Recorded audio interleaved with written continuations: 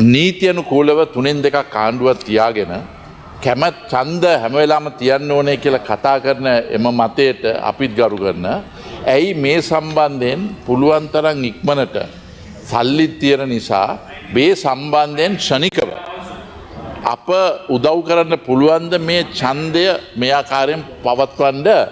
ඒ විතරක් නෙමෙයි ඒක තුල අගමැතිනිය දන්නවා ඇති මේ තේරීම් කාරක සභාවට ඉදිරිපත් කරන්න පුළුවන් අපේ මේ කීර්තිමත් හිටපු කතානායක කරු ජයසූරිය සාධාරණ සමාජය තුල සහ ඒ මහලේකම් සුනිල් ජයසේකර ඉදිරිපත් කළා තියෙනවා මේ රටේ ගිය ඡන්දේ 31.8ක් ඡන්දේ දීලා තිබෙන්නේ නැහැ මහා ඡන්දේ අවස්ථාවේ.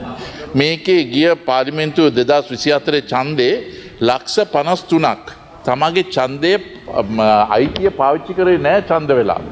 ඉතින් ඒ නිසා මම අගමැතිනිය තුලින් ඒ තේරීම් කාරක සභාවට ඉල්ලනවා කරුණාකරලා මේකත් උපුටාගෙන අපට පුළුවන් තරම් ඉක්මනට මේ ඡන්දයක් තියන්න පුළුවන්ද කියන එක මේ අවස්ථාවේදී ඔබ අගමැතිතුමියට ඉදිරිපත් කරනවා.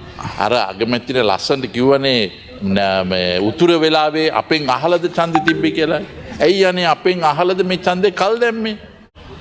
ඡන්ද කල් දෑමේ සංස්කෘතියක් තියෙන පක්ෂයක සමාජිකයෙක් මගෙන් මේ ප්‍රශ්නය අහන එක ගැන මම හිතන්නේ ඒක සිස්ටම් චේන්ජ් එකේ ලකුණක් කියලා අපිටත් පිළිගන්න පුළුවන්.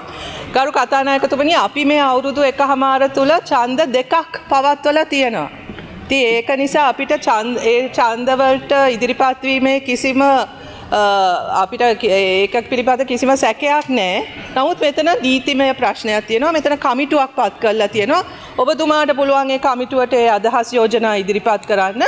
ඉතාමත්ම ප්‍රජාතන්ත්‍රවාදී විදියට පාර්ලිමේන්තු තේරීම් කමිටුව විසින් ගන්න තීරණය අනුව අපි ක්‍රියාත්මක වෙනවා. අපි නිත්‍යානුකූලව වැඩ කටයුතු කරනවා මිසක් ප්‍රජාතන්ත්‍රවාදය කියන නාමය අපිට අවශ්‍ය විදියට ඒක වෙනස් කර වාසියක් එන විදියට පාවිච්චි කරන්න අපේ අදහසක් නෑ ගරු කතානායකතුමනි.